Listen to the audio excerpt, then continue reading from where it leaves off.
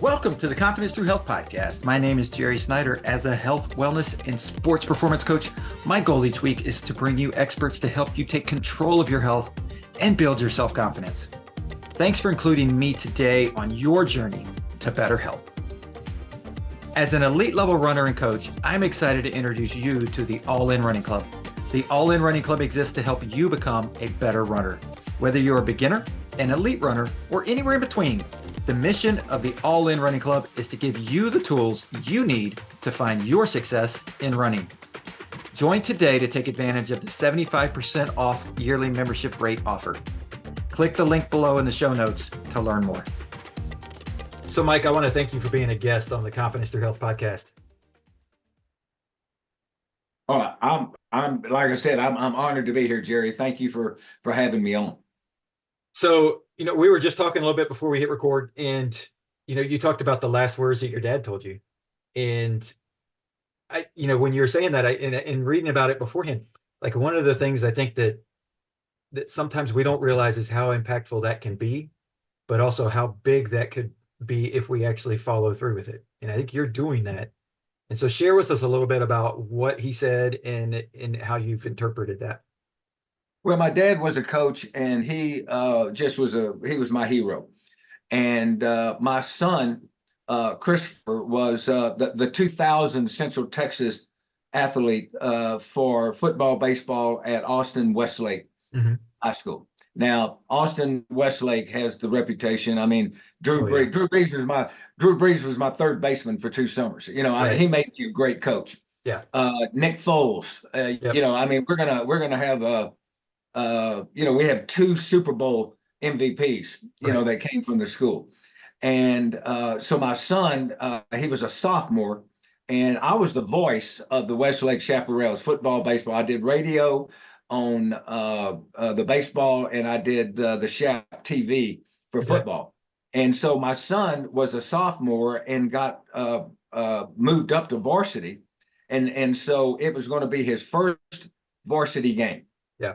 So I went to pick up my dad at the nursing home, and the nurses told me that he didn't want to get dressed, he didn't want to get ready. Right. And so I went in and I said, Dad, we got to go. It's Christopher's his first start at varsity. Yeah. And at Westlake.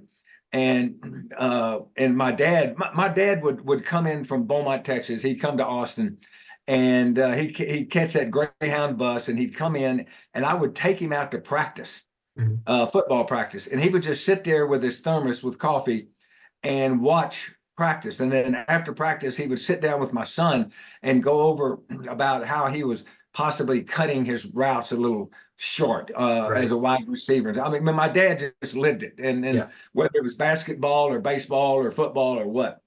And so I went to pick him up, and he said, I just don't feel like it. You go and I'll catch the next game. And it was like, Daddy, this is Christopher's first start. Yeah. And he goes, well, I'll catch the next one. And so I said, well, look, I got to go. I got to set up to do the radio broadcast and everything. And I said, I'll come by after the game, and Christopher and I'll come by and tell you how it went. Yeah. And just as I was leaving the room, he said, son, make a difference. And a couple hours later, I'm doing the game, and I look down, and my daughter drives up and says something to her mother. Her mother pointed up to the press box. Yeah. And my daughter, Jennifer, came up, and I was just going off to a commercial. And she said, the nursing home called, and Gramps is gone. Yeah. He passed. And for some reason, I think he knew that this was it. Yeah. Because I don't think he wanted to go to the game and then pass away, and then he would be the focal point, right? Right.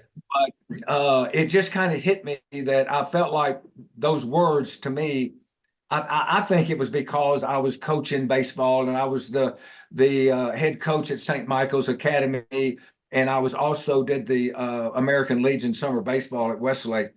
And I just think his meaning, I feel like, was to make a difference as far as coaching. But as I've gotten older, and as we'll talk about a little bit, being a 10-year cancer survivor and everything else, is that I believe it's a deeper meaning Yeah. specifically for me to try to reach out and help as many people as I can Yeah. in life. Yeah.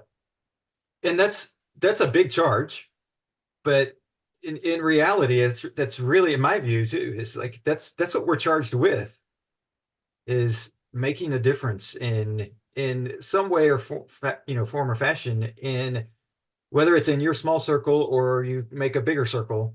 But if all we do is be a little hermit and stick to our little bitty daily life of do, and that's it, and we don't stretch out to say, how can I impact somebody, how can I help somebody, then I think we're missing part of what our purpose is. Yeah, absolutely. Yeah, I agree 100%. And so when you look at like what you're doing as far as with your cancer story, like helping people understand that if you get cancer, it's not necessarily just a death sentence. Go, like, end your life, just like give up and move on till you pass away. Like, sit in your recliner, watch TV, and just that's it. Yeah. Um, the other side of it is, okay, well, here's the obstacle. Let's figure out a way over it, and then let's move on with our life and be more productive. Yeah, think about that great American philosopher, Rocky Balboa. Right. When he says, it's not how many times you get knocked down, it's how many times you get back up. Right. And with life, it was, and Jerry, I know that you understand this, but I can't tell you how many people ask me, did you ever think about giving up? Did you just ever Hmm. think about, like you said, just sit in the recliner and just let this happen? Yeah. And I said, absolutely not. Number one, at the time of my diagnosis, I had a 6-month-old grandson that didn't know who I was. Hmm. Number two, I had not walked my daughter down the aisle for a Right. wedding yet. And I said, those gave me a purpose. Yeah. That gave me the strength, along with my faith, to say, you know what? I'm going to seize this opportunity. I'm going to seize this day and I'm going to make it mine. And Right. every day I would wake up and when you're going through chemo, you're going through radiation, you're going through all of this mess. You have good days, and then you have days that aren't so good. Sure. And I had taken a district sales coordinator job in Dalton, Georgia, with my company with Aflac, and I was living in Chattanooga, Tennessee, which is right on the border with Dalton. And in Tennessee doesn't have a state income tax, so I wanted to make Right. sure that I lived Smart. across the border. Right. And so I was going through my chemo. I was about 3 weeks in with my radiation, my chemo, and I had this HPV viral basal tumor at the base of my tongue that was about the size of your fist. Hmm. Now, the when I went to the doctor, I said I had this recurring sore throat. I've never been sick a day in my life. Now, I've had 4 knee surgeries. I've blown my Achilles, but all that Right. is sports related. Right. But I've never been sick a day in my life. And I said, I've had this continuous sore throat. And she checked and she said, oh, you've got a sinus infection. I'll give you these antibiotics. 6 weeks later, I go back. I still have the sore throat. And she said, well, I'm going to give you some really high potent antibiotics. Well, all the Hmm. antibiotics did was destroy my immune system. Right. Okay. Right. But I had a tumor the size of your fist at the base of my tongue that she said was a sinus infection. Yeah. Well, on July the 4th weekend in 2013, one of my lymph nodes popped out like a golf ball. And I went in and I said, well, that's not good. And I took a picture of it and I sent it to my ear, nose, and throat doctor in Austin, who Yeah. I've known for years. I coached his son, and he knew exactly what it was. And he just Yeah. told me, look, quit screwing around with the primary and get to a specialist. And so I forced my way into an appointment on that following Monday. And the next day, I saw a specialist and they did 5 needle biopsies. Now, if you've Hmm. never had a needle biopsy, You need to try that sometime. That's a lot of fun. Oh yeah, I'm But sure. anyway, they do the biopsy, and the doctor said, "Look, it's no big deal. Don't worry about it. We'll call you in a couple of weeks." Well, the next morning, I get a phone call. The doctor wants to see you at 2 o'clock. Yeah. I come in. Now I'm in Chattanooga, and I've got a 2.5 hour drive to Atlanta. Yeah. I go in, and he walks in, and he just says the three words that no one ever wants to hear: Right. "You have cancer." Right. And so we got to start the treatment. We got to start the chemo. We got to get all this kicked off. One of the funny stories was is he said, "Look, I've got you scheduled for the hospital on Sunday. You're going to do 7 days and 7 nights of chemo. You're off for 2 weeks, 7 days, 7 nights, and then we're going to do 12 outpatient." Oh And I wow. said, "Wait a minute, what Sunday?" He goes, "This Sunday." I said, "Man, I can't do that. I'm moving to Chattanooga. I'm starting my district." I said, "That's terrible. What's plan B?" And he said, "You die." I Yeah. said, "Well, let's get back to plan A here pretty quick." And so I Right. was in the hospital on Sunday, Yeah. but I remember being on my balcony, just looking over the Chattanooga River, just beautiful, beautiful day in July. And I looked down and there's this clump of hair on my arm. Yeah. And I said, "Uh-oh." And I just started shaking out my hair, and all my hair fell out. And what I told you before, you got a great head. I scared small children. Right. This was not a pretty sight. And I remember going into my condo and sitting down, flipping through the channels, and I don't know, it was TNT or something, and the movie Shawshank Redemption Hmm. was Yeah. on. I don't know if you remember Yep. that or not. Gosh, Yep. it's like 25 I know it's years old old now. now, Yeah. but it was the big break for Tim Robbins, Right. for him to Yep. be in a movie. And he was there with Morgan Freeman, who Yep. just obviously one of the greatest actors of our time. And they had a scene out in the yard where Tim Robbins had been falsely accused of killing his wife, and he was at Shawshank prison. And he had only been there about 6 or 8 weeks, and he already had been beaten, abused, Right. raped. I mean, you name it, it was terrible. And he's out in the yard talking to Morgan Freeman, who's the character was he called him Red. He had been at Shawshank for like 40 years, Right. almost his whole adult life. And Tim Robbins said, "I can't believe that you've been here for 40 years. This place is a living hell. How have you been able to be here and stand this?" And Morgan Freeman said, "Well, it's life is about choices, and you have a choice to make.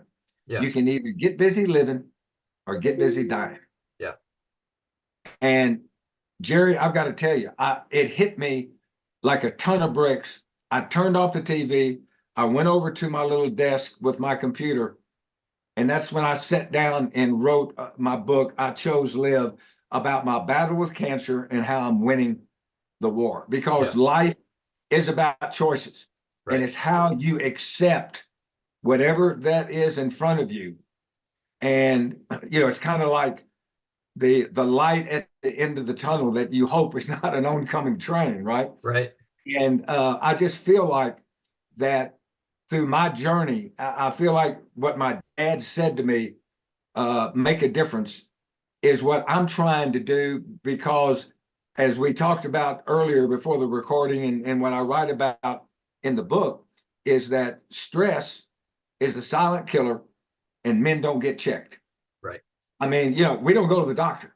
Right. And I mean, we all know that women are smarter than us anyway, but I mean, they go normally every year, they Yep. will go and they'll get their physical, they'll get checked, but men don't do that. Yep. And the two main cancers for men are prostate and colon.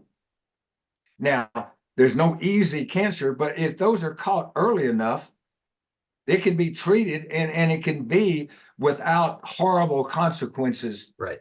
that happen. But see, we don't go until we're stage 4. Right. We go in, and the doctor says, "Well, you've got 6 months to live." Yeah. And so one of the things that I'm really trying to do with my speaking gigs when I'm on stage is to mainly tell the women folk out there, "Hey, please get your man, whether it's your spouse, your father, your brother, whoever it might be, to go to the doctor and get checked." Right. because that's something that we can do to help mainly control the agony and the pain of going through the treatments and stuff, but also the expense. Cancer Yeah. is still the number one most expensive disease out there now. Yeah. Alzheimer's is catching up. I mean, dementia and that Right. is catching up. But right now, I think that my focus is that there's absolutely no doubt in my mind when I packed up and left Austin, I had gone through a really bad divorce.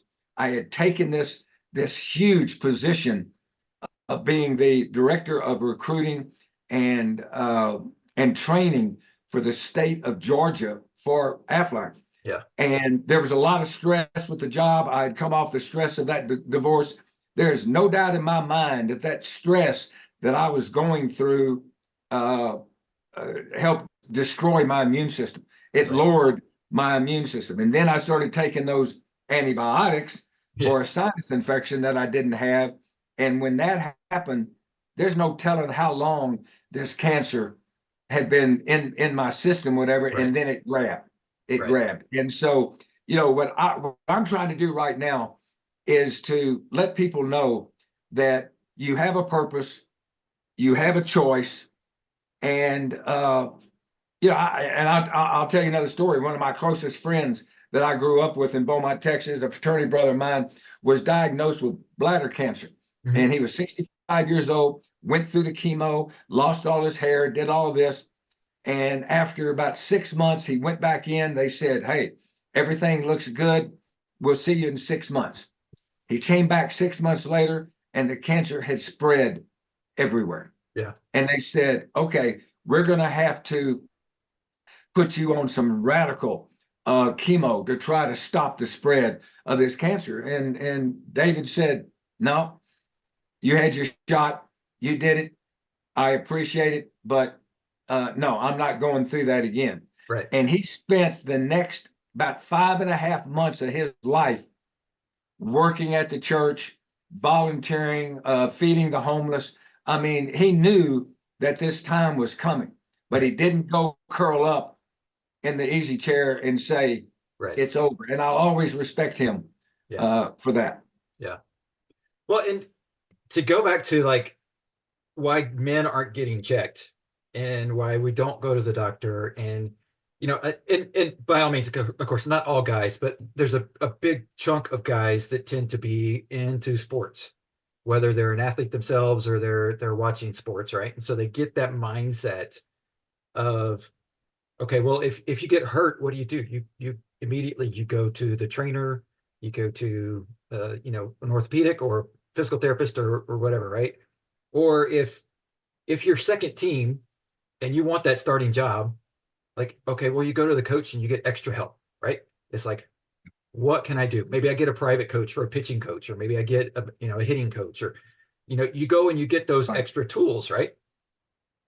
Well, I think a lot of times we get out of that sports mindset and we're just into life mindset, and we're like, okay, well, I mean, I'm nothing seems to be wrong with me because I can do what I want to do on a daily basis until all of a sudden, when something hits stage 3 or 4, and all of a sudden we've got like that huge thing sticking out our neck, or, we can't Yeah. go to the bathroom regularly, or, the different things that happen. And we're like, okay, now I have to get checked. And typically that's it. Like you said, it's a much harder road and may not even be a road you can come back from if it's stage 4, if it's too far gone. Well, I just remember growing up that if I got hurt, my dad would say, "Hey, like take 2 aspirin and suck it up." I Right. mean, that was kind of the mindset. But the thing about it is that I have there was a young lady when I was in Atlanta. I helped with the enrollment for the Atlanta Independent School District, and there was a young kindergarten teacher. She was probably 31, 32 years old, just as sweet as could be. And there was a history of breast cancer in her family. Hmm. Her grandmother had died of breast cancer. Her mother was going through remission, and Right. she was worried about herself and her sister. And she said, "Do you think I should get a mammogram?" And I said, "Well, I'm no doctor." I said, "But let me tell you something. With that history that you have, it's definitely go get checked. I mean, Yeah. it can't hurt anything. Right. Well, the problem is that their medical plan with the Atlanta ISD would not pay for a mammogram until age 40. Right. Well, she called me and she said they're not going to pay for the mammogram. I said, well, look, Aflac pays you $100 wellness check Hmm. for just going to the doctor every year. Your mammogram is going to cost $150. You're going to get 100 from Aflac. Right. Just pay the $50 and go. Well, she went and they found what they called a shadow Yeah. behind her left breast that they went in and they removed. Very simple. I mean, not anything bad. Yeah. And no chemo, no radiation, anything like that. And but the oncologist told her if she would have waited 8 years Hmm. to be age 40, it would have been full blown cancer. Right. Probably would have gone like to her ovaries and stuff, and she would have been she'd have been in trouble. Yeah. And so I just think that when you start thinking about uh, it's that, but and I tell you what, you talk about old. I'll tell you how old I am. My daughter just turned 46, and the doctor recommended she get her first colonoscopy. Yeah. Now I got news for you. You talk about feel old. Right. But the bottom line is that I told my daughter, get it done. Yeah. Now my son's younger, and I'm saying, get it done. Right. And one of the things that I feel like I feel very special about is I still play this men's senior baseball. I Yeah. still think I'm 25 years old, and I remember in Austin just a few years ago, I was on third base, and the third baseman, really good guy, good third baseman, said, "Hey Mike, I got your book. I chose Live," and he said, "I just want to thank you because I went ahead and got a colonoscopy." And the doctor had been after me for a couple of years, Right. and I didn't do it. And my wife said, "You're going." Yeah. They found 5 precancerous polyps they Oh, were wow. able to remove. And instead of a 10-year wait, he had to Hmm. come back in 5 years. But he Right. said, you probably saved my life. Yeah. And, one of those things that all you need is that affirmation to Hmm. know that you're trying to make a difference. That's Right. all. Right. Well, and that's a huge piece of like that early warning system, right? And going to get checked, Yes. and in putting the ego aside, putting the I'm invincible, which we all learn, after we're 25, 30, 35 years old, like, okay, we're no longer invincible. There's things that happen, we can't overcome them. When we're in our 20s, especially the athletes of us, like, yeah, You're we'll overcome bulletproof anything. then. Right. You know, um, but the thing that we can't see is what's going on inside us, and that's what they've got the myriad of tests that can go through and see what's actually going on, and giving you that blueprint of what do I need to do in the next 5 years, 10 years, 15 years to make sure that I'm still around. And that's one of the motivations for me for what I do is I lost my grandmother when I was 20, what was I, 21 years old. And so she didn't meet my wife, like, and she hasn't met my kids, like, and that's the thing that I'm like, okay, that shouldn't happen. Like, and I know people that have lost grandparents at a much earlier age too, but but having people live to where they can see their grandkids, play with their grandkids, walk their daughters down the aisle, things like that I'm like, that's where we should be. And diseases like cancer, well, sure, I mean, we're looking for a cure. I don't know if we'll ever find a cure from the standpoint of like eradicating it. It's always going to be popping up here and there because there's so many different ways that it can come in. Right. But being able to treat it quickly, find it and treat it quickly, that possibility is 100% there if you take the step of going in. Well, I mean, this is so funny because my grandmother, I was very, very close to my grandmother on my father's side, and I was 18 years old, and I just graduated from high school, and I've been over her house just a couple of weeks before, and she went into the hospital, and she had stage 4 colon cancer and never Mhm. made it out of the hospital. I Yeah. mean, she never said a word, never did anything, did not get checked. Yeah. Okay. My father was 86 years old, prostate, same thing. I mean, he says, we go to the doctor, and the doctor says, wow, this is really bad. We got to treat this and everything else. My dad says, I saw this guy like a year ago. I can't believe. And so the urologist happened to be a insurance client of mine. He Yeah. was a good guy. And he said, Mike, I haven't, this was 1997. He goes, the last time I saw your dad was August of 1988. Oh, wow. And I'm sitting there going, what are you doing? Yeah. Go to the doctor. And then a year later, he's gone with something that could have been treated. My dad, when he was 82 years old, he and I went to Houston to play in a century doubles handball tournament. Yeah. I mean, my dad was an unbelievable athlete, great Yeah. health, all of this. But then, boom, when Yeah. he started going down, he went down. But again, get checked. I Right. mean, like, what we talked about earlier is that our death rate is 58% higher than women Yeah. because we don't get checked. And so I'm on kind of this rally point and this crusade of saying, guys, please go to the doctor, get checked, and you'll know. I mean, there's a lot of these kids. I say kids, they're 58, 59, they're about to be Right. 60 years old, and I coached years ago that I'm on them all the time, Yeah. on Facebook and stuff like that. Go get checked.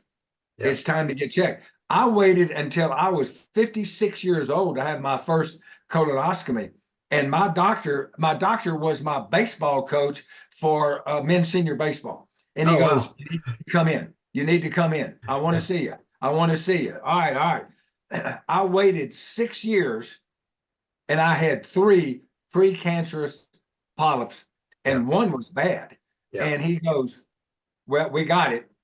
But if you would have waited, Right. another couple of years, what happens? And so, all I can tell you, Jerry, is that I've lived it, Right. and I'm trying to kick as many of those stones and rocks out of the way for Right. people so that they can have a smooth path to a great health life.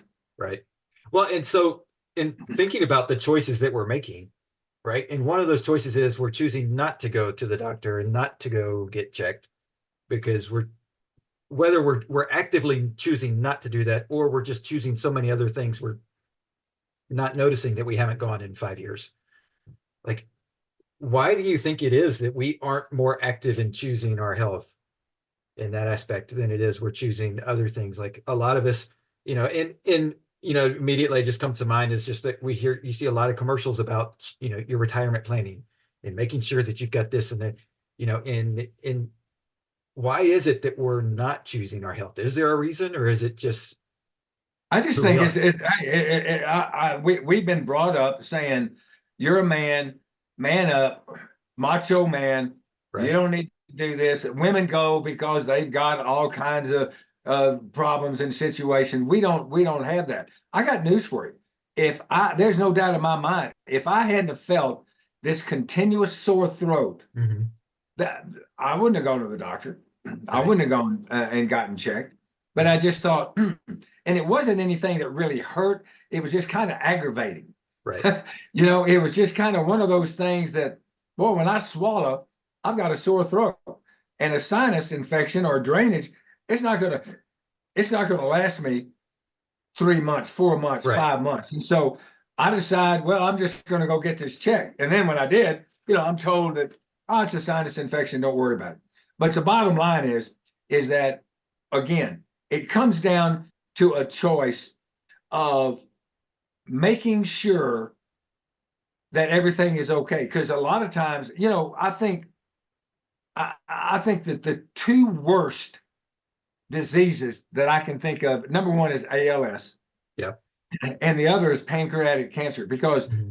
pancreatic cancer, you're not really feeling the symptoms or Right. anything. Then all of a Right. sudden it hits. Yeah. And man, it's all over but the crime. Right. I mean, it's something that uh, if you have the gene, if there's something that in your family history, for goodness sakes, go. It's like a lot of times when I'm giving my talks and I'm giving my messages and I'm on stage, I would say the same thing to the women Yeah. in the audience is that if you have any kind of history Hmm. of breast cancer or cancer of any kind, ovary cancer or anything like that, then go get checked. Right. Because it could be, it could jump a generation, it Right. could be there, but the bottom line is that you need to get checked. And here's the thing: most men don't know about their dad's health history or their grandfather's Right. health history. So there again, we're not really sure what our history is, Right. and so. But again, I just think it's being stubborn. Mhm. In all fairness, it's just being stupid. I mean, Yeah. guys, just go once a year. Right. Once a year, just go get checked. And now, guys go, well, I don't want prostate. I don't want the finger. Well, okay. Now they have those the blood tests Right. that can see if there's, so you don't have to have the Yep. finger. Yep. Now, my wife gets a kick out of that. She says, "You have no idea how we're probed and done." But I just think that it goes back to a mindset Yeah. that if we can, and I think what is so important for what you do and what you do with the podcast and what I'm trying to do on my own is just get that. We've got to turn the Titanic. Yep. And it's not going to be quick and it's not going to be easy. But if we can change the culture, Yeah. I will tell you right now, being very involved and then having a son involved with Austin Westlake sports and Westlake football, it's a culture. Yeah. I mean, those kids hit the field and they know that target is on their back. If Right. a team can beat Westlake, that's their season. Yeah. And those kids know that. Yeah. And, and that's why we are 14-1, 15-1. I mean, when Coach Dodge was there, we won 3 state championships in a row. But there's always that target on your back. And so as men, if we figure out there's a target on our Yeah. back that we want to be checked to make sure our prostate is good, that that the colon is good. I mean, one of the things about my cancer is that because I'm out in the sun so much and everything, I would go get checked because I've had 3 skin cancers removed. Right. And I'm talking to a huge trucking firm right down the road from you in Temple, Yeah. and you know the owner very, Yeah. very well. But truckers are notorious with cancer with the left Right. ear, and we call it Yep. the trucker's ear. Yep. And I am actually meeting with the powers that be at the end of February to talk about adding a cancer plan to their benefit package because they have 10,000 truckers out there, Right. and truckers have this one cancer on their ear where that Yep. sun comes through. Yep. And these are things that most people don't think about Hmm. that occur and happen. Right. And there's no doubt in my mind that I had a really bad skin cancer at the base of my ear. But playing out at Downs Field in Austin, the sun is right there. The west is right to your left. And I played 1,000 baseball games out there. I played first base, and there is no doubt in my mind that sun Yeah. hit that just aggravated, and I ended up having that skin cancer. So Right. the bottom line is, it's just get checked. Yeah. I mean, guys, please go to the doctor, get a clean bill of health, and then you can write me or call me and go, well, that was a wasted, Right. 150, $200 because they didn't Right. find anything. Congratulations. Right. You know, way to go. It's kind of like if I sell a cancer policy to somebody after, like I said, I hope you're cussing me in 2 or 3 years saying, man, I'm spending $50 a month for this plan and I've never used it. Well, guess Yep. what? That's a good thing. Congratulations. Right. Because statistics are you're going to use it. Absolutely. I mean, and here's the thing: 1 out of 3 women, and this is the Kaiser Mhm. family study. 1 out of 3 women are faced with some kind of cancer in their life. Right. 2 out of 3 men are faced with some kind of cancer. Now, that, you would think it would be reversed, that women Right. would have more. No, no, no. Men, 2 out of 3, and a lot of it can do with skin cancer Right. and a couple of other cancers that a lot of times women don't have to face as much. Right. Well, and again, to go back to that athlete thing of, sometimes it's just setting a baseline, right? Like if for a football player, when they start the season or start the off season, what do? Okay, typically they'll do their max bench, they'll do their max squat, they'll do a 40-yard dash, and then at the beginning of the season, they're going to do it all again and see how much improvement did you make over that off season, right? Well, you don't know how much you improved if you don't have a baseline to start with. And that's one of the things that I tell people, like, if for nothing else, go to the doctor. If you're fine, if everything's fine, that's great. You've got a baseline. So then your numbers may be different than everybody else's. You still may be normal range for something, but if it's increased 25 or 30%, then that could say we're heading in the wrong direction. We're not quite Yeah. wrong yet, but we're heading in the wrong direction. Let's stop it before it gets too bad. Well, I know with your background, especially with track and cross country, and me just as far as baseball and then being a punter. But I remember in college, they would weigh us every week. Yeah. And I remember that there would be some of the defensive linemen or offensive linemen, they go, whoa, whoa, whoa. You're at 260 and now you're at 248. That's Right. that's not good. Yeah. I remember when I was doing the Shaq TV, when I was doing the football broadcast, my color guy, my right hand man was Jerry Sizemore. Sizemore was a All-American guard at Texas and at also with the Philadelphia Eagles. He Mhm. played for 18 years with the Eagles, and his weight, they wanted him at 275, 280. Yeah. He was very comfortable at 255, 260. And he said that it got to the point where every night they would go to meetings and they would have meals, Mhm. but every night at 10 o'clock he would send a freshman to Dirty McGee's, the hamburger place there on the strip, Yeah. and get him a double cheeseburger, fries, and a malt, just so he could keep his weight up. And so Yeah. there again, it's about testing. Yep. It's about making sure you're where you're supposed to be. Right.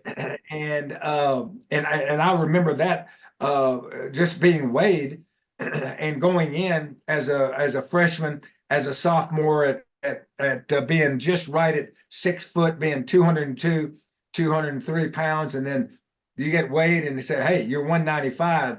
That's not good. Well, Right. there again, it's being tested. Yep. All right. And so if men would go to the doctor and be tested, they know exactly where they're supposed to be and what they're Yep. going to do. Yep. And it's one of the things that I bring up uh, because on the podcast I've got 2 free gifts that I give away, and one of them is Mike's 10 tips to prevent cancer. Yeah. And a lot of what we're talking about right now are part of those 10 tips Yeah. that, like I said, that I give for free just for being on for allowing me to be on the podcast. Yeah. But again, get tested. That's Yep. what it comes down to. Yep. Well, and so how can somebody connect with you, get that free gift? Like, where do they go to get that? Okay. The free gift is Mike at Mike Coy Speaks.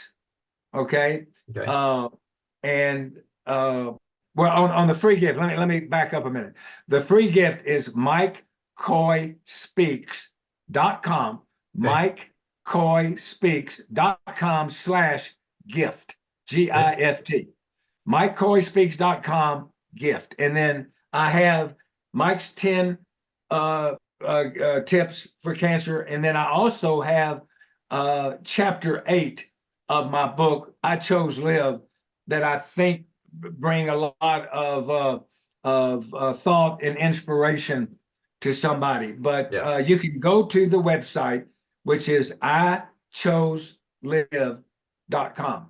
ichoselive.com. You can find out about me. You can find out about my book, I Chose Live, about my battle with cancer and how I'm winning the war. During COVID, I decided to take a short story that I had gotten from the Chicken Soup for the Soul series, Mhm. gosh, 25 years ago. And it was a little short story, a true story called A Simple Gesture by John Slatters. And I decided to take that book, that little short story, and turning it into a book called A Random Act of Kindness. And all of this goes back to making a difference and paying it forward. Right. And so again, I would encourage people to go to ichoselive.com to find out more about me and about the books. But if they will go to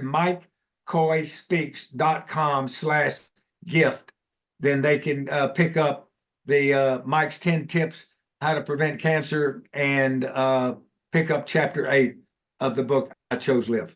Awesome. Well, Mike, I want to thank you for being a guest. You're definitely making a difference. And in any way I can help you continue that on, I'm happy to do that. Well, look, man, I'm back home. I get back down to Austin 5, 6 times a year and see my kids and grandkids. I always go to the first football game because I know Right. that's one we're going to win. Whoever, I'm not so sure about the second game this year going Right. to Michigan, but Yeah. anyway, but I'd love to stay connected Yeah. and thank you for all that you do. And I really, really appreciate this opportunity to be on your show. Thanks so much, Mike. Thank you, guys. Thanks for checking out the Confidence Through Health podcast. Please subscribe, post a review, share this episode with those you love who need a little extra help with their health journey. Visit allinhealthandwellness.com to learn more about the coaching programs that I provide. All episodes are produced by the Social Media Cowboys, your source for all online marketing needs. Go to socialmediacowboys.com for more information.